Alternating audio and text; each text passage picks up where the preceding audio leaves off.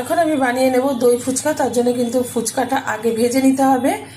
এর জন্য আমি ওভেনে কড়াই বসিয়ে দিয়ে দিয়েছি বেশ কিছুটা পরিমাণে সাদা তেল। তেলটা গরম হয়ে গেছে, তেলের মধ্যে আস্তে করে ফুচকাগুলো ছেড়ে ভেজে নেব।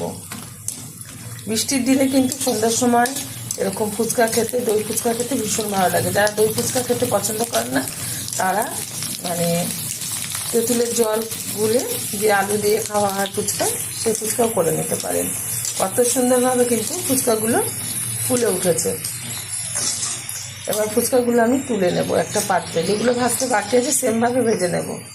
ফুচকার ভিতরে যে আলুটা দেবো সেটা প্রথম সিদ্ধ করে খোসা ছাড়িয়ে একটু হাত দিয়ে ম্যাশ করে নিয়েছি।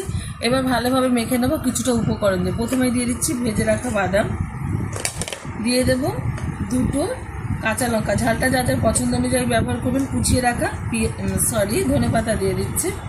তারপরে দিয়ে দিচ্ছি পরিমাণ মতো বিট লবণ। বিট লবণটা দিলে কিন্তু বেশি ভালো লাগে খেতে। আপনারা বিট লবণ, সাদা লবণ যেটাই থাকবে সেটাই ব্যবহার করবেন।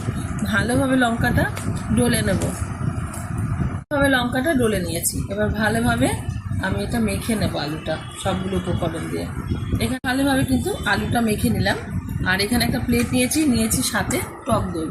একটা করে ফুচকা আমি হাত দিয়ে ভেঙে গর্ত করে নেব। দিয়ে দিচ্ছি আলু মাখা। আমি এরকমভাবে প্রথমে আলুগুলো ভরে নেব।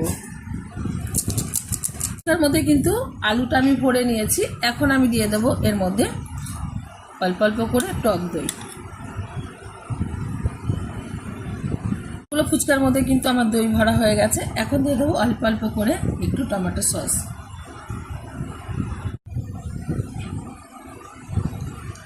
সবগুলো ফুচকার মধ্যে কিন্তু আমার টমেটো সস দেওয়া হয়ে গেছে। সন্ধ্যার টিফিনে খুব অল্প সময়ের মধ্যে এরকম রেসিপি মানে খাবার কিন্তু আপনারা বাড়িতে সবার জন্য করে দিতে পারেন। আশা করি ভালো লাগবে আর সময়টাও কম হবে। দিয়ে দিচ্ছি ঝুরি ভাজা অল্প অল্প করে। খুব সুন্দরভাবে কিন্তু আমি ভুজিয়াগুলো দিয়ে দিলাম। আর কতটা সুন্দর হচ্ছে দেখতে পাচ্ছেন। খেতে কিন্তু তার থেকেও বেশি ভালো লাগবে। আপনারা এরকম একটা রেসিপি অবশ্যই ট্রাই করবেন। দেখা হবে পরের ভিডিওতে নতুন কোনো রেসিপি নিয়ে। ধন্যবাদ।